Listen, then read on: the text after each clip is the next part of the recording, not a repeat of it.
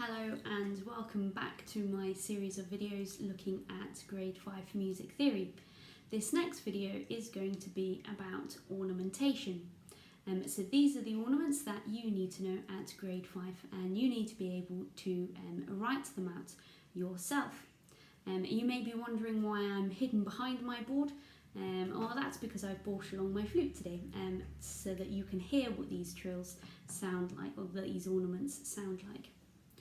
So the first ornament that I have drawn out here is a trill, which is marked by a t and a r, and then a wavy line, although there doesn't have to be a wavy line. And a trill is just really quickly alternating between two next door notes. So if I had a B and a trill over the top, then I would read that as trilling between a B and a C, and I would try and do that as quickly as possible to have a nice speedy trill.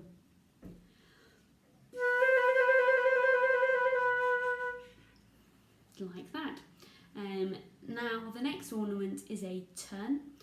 So this is where we start above the note and turn around onto it and back up again. So I would start on a C, I'd go down to a B, I'd go down to an A, and I'd return to a B. So I'm starting above the note and going down onto the note, going below the note and going back up. So the sign here that sort of turns around on itself represents exactly what you should play. So here we go.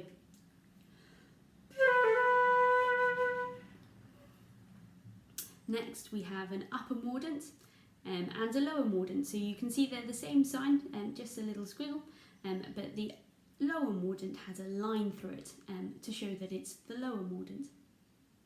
So an upper mordant is where we start on the note that's ornamented, we go up and we go back down again super quickly. So if I was doing that on a B, I would play B, C, B. And a lower mordant would of course be doing exactly the opposite. I would be going down to the note lower and back up to the note itself. There we have it. And next we have acciaccatura and appoggiatura, which are two very tricky words to spell, but just remember that everything is doubled. So we have two C's both times in acciaccatura, and we have a double P and a double G for appoggiatura. So these are both Italian terms, and acciaccatura is a crushed note and appoggiatura is a leaning note. So with an acciaccatura I would crush the note that comes before it and play it as quickly as I can, as ornaments are just little decorations. Whereas for an appoggiatura, which you can see the little quaver hasn't got a line through it, that's how you tell the difference. I would really lean on the note that's above the ornamented note. So if I was coming from a B, in the acciaccatura I would really quickly crush the C above it before landing on my B. Whereas in appoggiatura I would lean on the C, and I would play that as two quavers to make them both the same length. So an acciaccatura, whereas an appoggiatura would sound like this. There we go. So hopefully that has all made sense and you can go away and practice drawing all of those signs yourself. But for now, we are going to slide that out of the way and return to drawing out our ornaments. Although I would really encourage you to have a go at playing all of those on your instruments as well. The book that I'm currently using is the old specification 2008 ABRSM grade 5 book. The specification changed in 2018, so the syllabus is now slightly different, but this exercise is the same, so whichever book you're using you can carry on with me at home.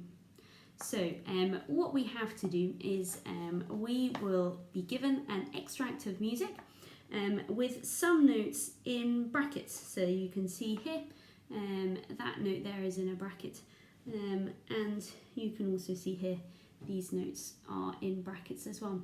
So our job is to replace those notes in brackets with the ornament. So we have to be able to identify which ornament has been written out for us. So I'm going to come a little bit closer so you can see. So here we have a C sharp followed by a D. Now you can see that these are both quavers, they're the same length, so it can't be a trill, can't be a turn, it can't be a lower mordant, because of course we're not switching between the two. It can't be an acciaccatura because it's not crushed, so it must be an appoggiatura or a leaning note. So we would rewrite that out as a D,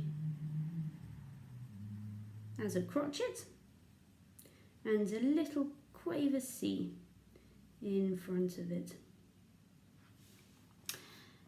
Now the next one we have in brackets, we can see that we start on a D, we quickly change to a C sharp, and we go back up to a D again.